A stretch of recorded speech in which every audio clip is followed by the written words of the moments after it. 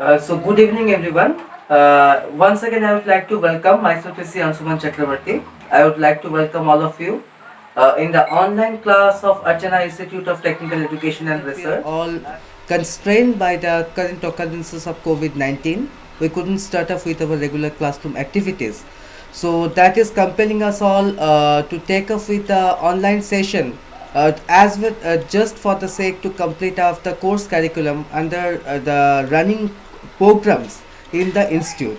So today I am here to take up with the class of the paper Junior Certificate Course in Surveying Technology T006. The name of the paper is Fundamentals of Geology and Geomorphology.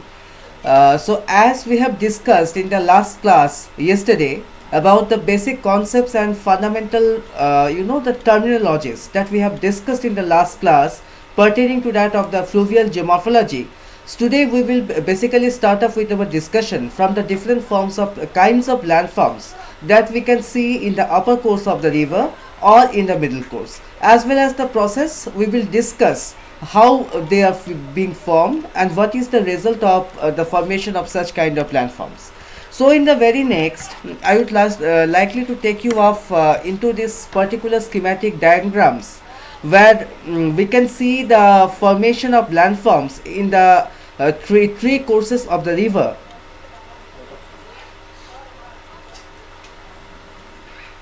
As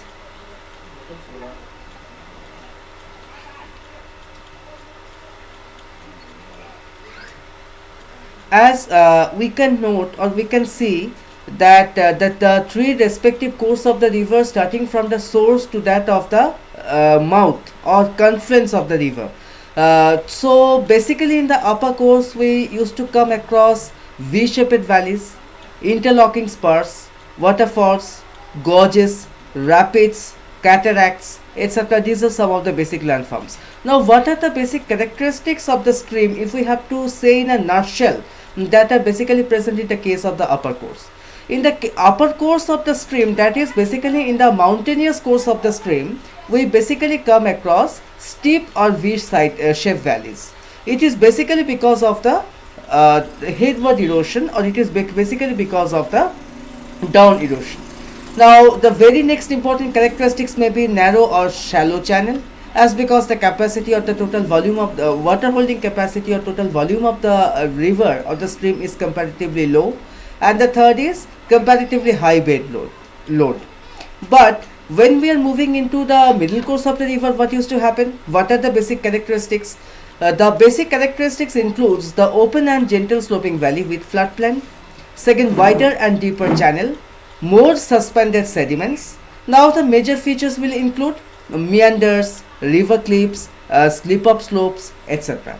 While if we just move up into the lower course of the river, now in this context I would like to clearly specify that what does the term upper course means. The upper course means basically that journey of the life of a river when it is basically in the highland areas or when it is basically in the mountainous areas. So during this particular time what used to happen, a good number of the smaller streams that basically joins up with each other. In order to connect themselves, or in order to get interconnected, that will allow of the rivers basically means the journey of the river during the mountainous regime or during the mountainous course. So what used to happen during this particular period of time, basically the volume of the waters used to remain comparatively low, or it is not very high, and a good number of the tributary streams used to join up the river and used to join up the main streams to make it look like a stream. Basically that is a major fact, or that is a major fact that needs to be considered. But when does the river enters into the second stage, or when does the river enters into the mature stage? Basically I am connoting here the middle course of the river. The middle course of the river is also regarded to be as the mature stage of the river also. It is basically when the river ends up its journey in the mountains and gradually enters into the plainland area. So that is basically the middle course of the river. And what is the lower course of the river? The lower course of the river is when the river attains its mature stage. In this particular course of the river, the volume of the water increases very much. The river looks very big now. After that, both the banks of the river has got wider. Deposition activities becomes the most prominent and the most predominant phenomena over here.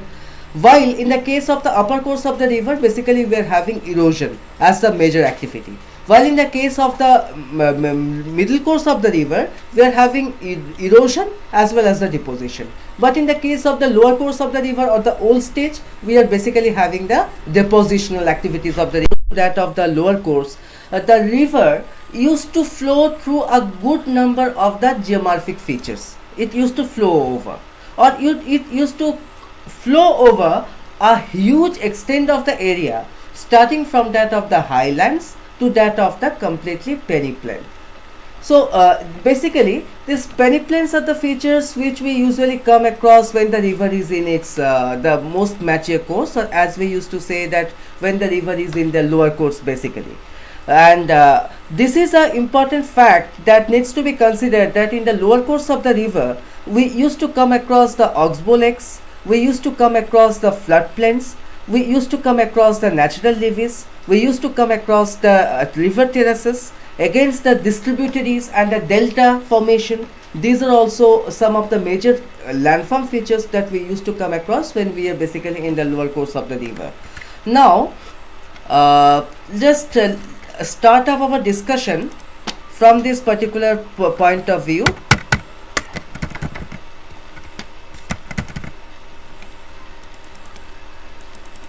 In the upper course, as I told you, that the river is in the the mountainous area, or it is basically in the high mountain area, as we can see in this particular slide.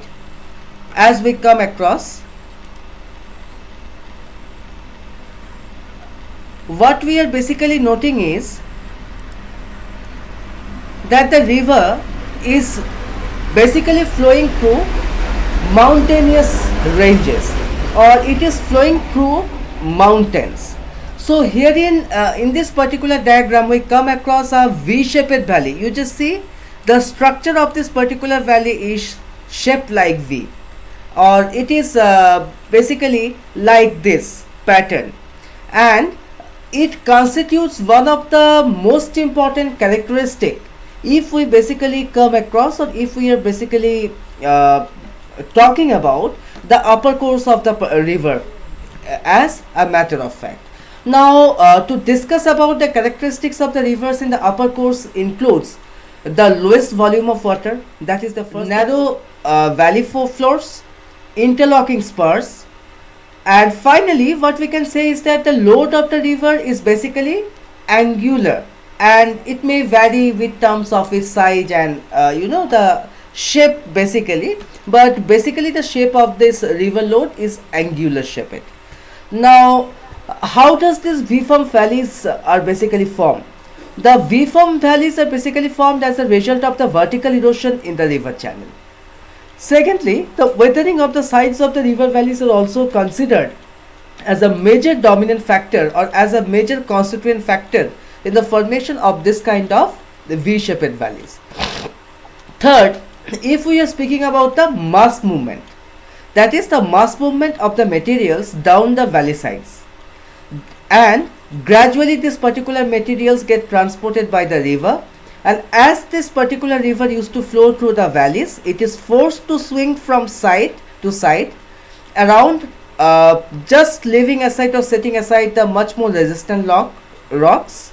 So when this particular riverine bodies, or when these particular rivers are setting apart the hard rocks and eroding away the softer rocks, we are basically coming across the structure of spurs.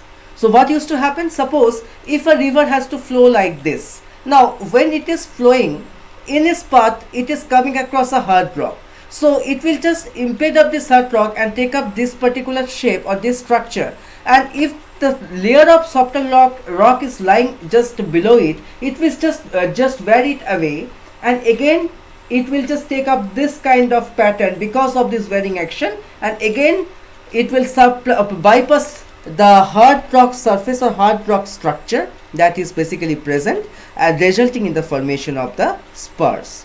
So as there is a very little energy for the lateral erosion between the spurs of the higher land, we used to have the interlocking spurs created, and it is in fact one of the most predominant or important phenomena if we are speaking about the upper course of the river, where we used to get valley with interlocking spurs.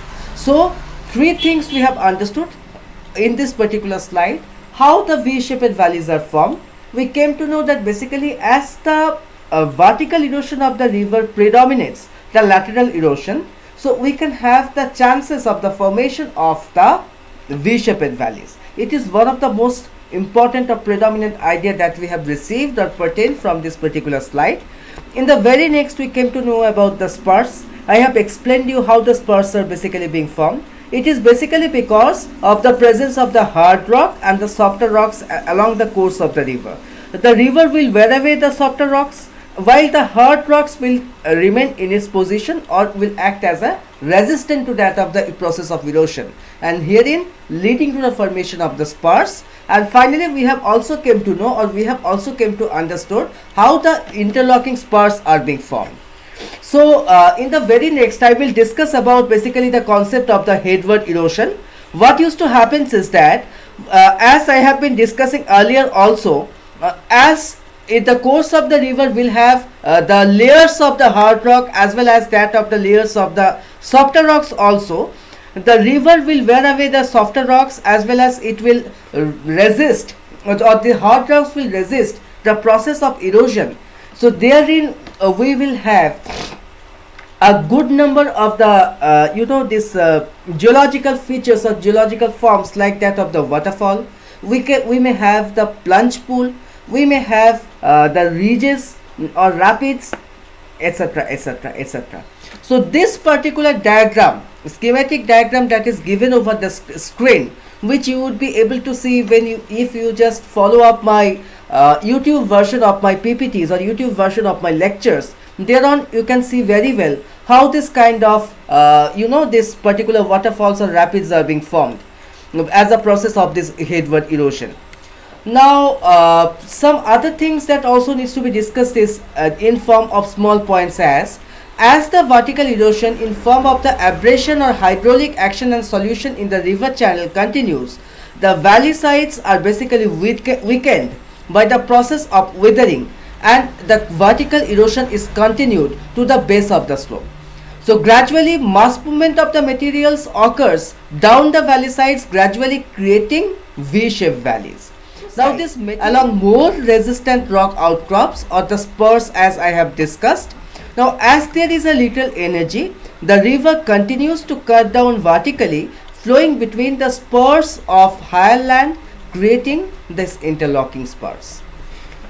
So this is the particular diagram. You just see that how the river is having its origin, or this is the source of the river. Now from the source, the river is gradually flowing between the mountain ranges. So it is the way this particular V-shaped valleys are being created, or this is how the V-shaped valley looks like.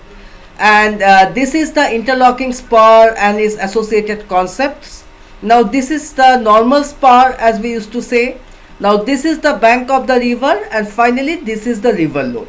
So I have tried to draw this particular diagram in order to make you understand that how does the river erosion takes the shape, especially when the river is flowing through the upper course basically. Now if we have to discuss about some key terms, then what we can say, first of all, the V-shaped valley. The V-shaped valley can basically be defined as the valley that resembles a V in cross section. V means the English letter V, and these valleys have basically steep slope sides and narrow bottoms. So that is the most important characteristic feature of a V-shaped valley. Again, if we have to discuss about the interlocking spurs, or if we have to define about the interlocking spurs, what we can say, We can say that spurs are basically ridges of more resistant rock around which a river is forced to wind as it passes downstream in the middle course. Now interlocking spurs basically from where the rivers are being forced to swing from side to side around this more resistant ridges. Now what is river load? It is a collective term that is used to discuss or describe the different materials that are being carried by the river or that are being weathered by the river by the process of erosion and are gradually carried by. Now if we have to discuss about the middle course of the river and its processes, then what we can see is that the most striking or prominent feature of the river in the middle course is basically the formation of the meanders and the oxbow lakes. That are the most striking feature, we can say also.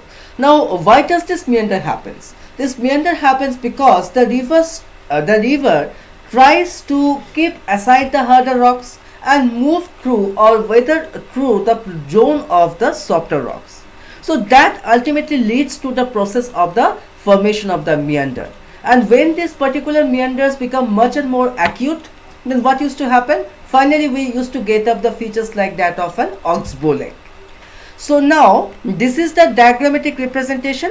You can see how a particular meander is being formed and how the river is depositing of its load along the bank.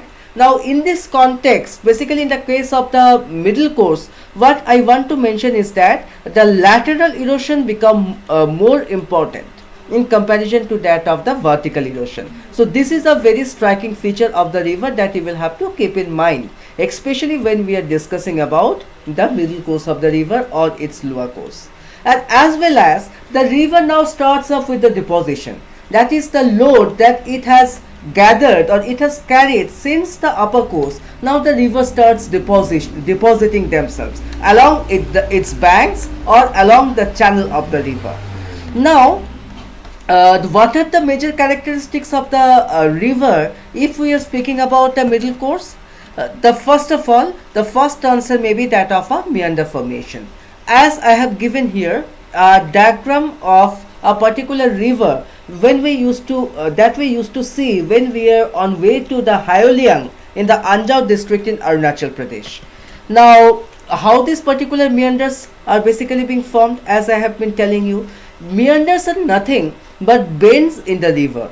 These are basically found in the middle part of the river, that is the middle course of the rivers, and this happens when over time you get more erosion on the outside kink of the river than the inner kink or inside.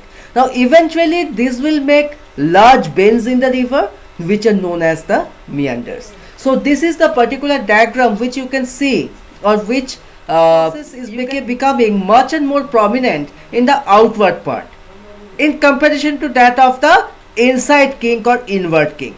And basically it is basically due to these processes of the erosion that a meander is being formed.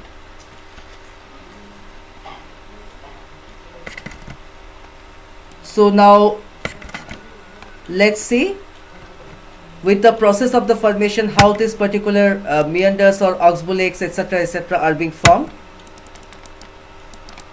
So as I have been telling you that meanders are basically being formed as a result of the riverine erosion, and also it is a particular fact that the erosion of the river acts as the major predominant factor, especially along the outside kink in comparison to that of the inside. We are getting the hold of these meanders.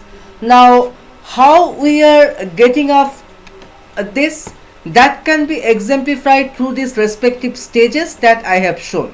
So you can see in this stage 1, this is the stage 1, the case is getting gradually much more acute when we are moving into the stage 2. Now from the stage 2, if we are moving into the stage 3, you just see the erosion is going on as well as the process of deposition is also going on. So this is the stage 3, and finally in the stage 4 the river is taking this kind of bend, And finally, this is the final stage or the stage 5, and that's what I have been discussing about the case of a acute meander formation. Now another important feature in along the middle course of the river may be floodplains.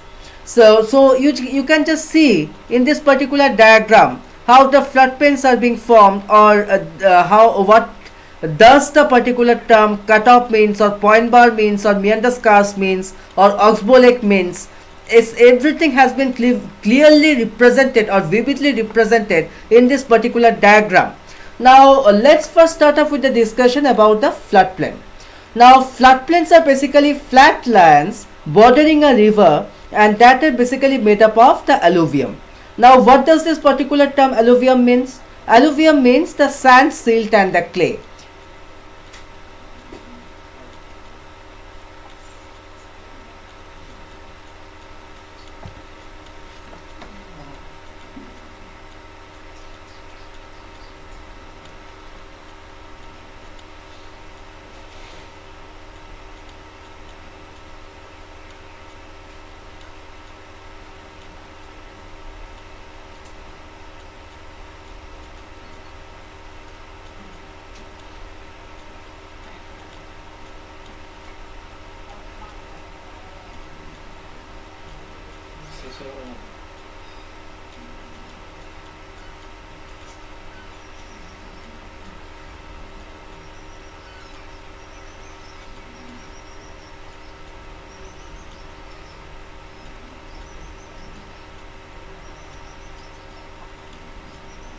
So as I have been discussing about this particular concept of floodplain, floodplains are basically the flat lands that are found bordering a river and basically constituted of the alluvium, that is the sand, silt and the clay deposits. Now where from does these deposits used to come?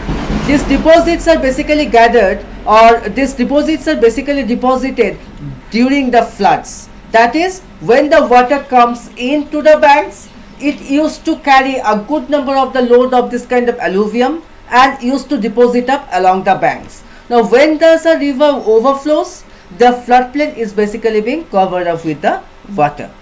Now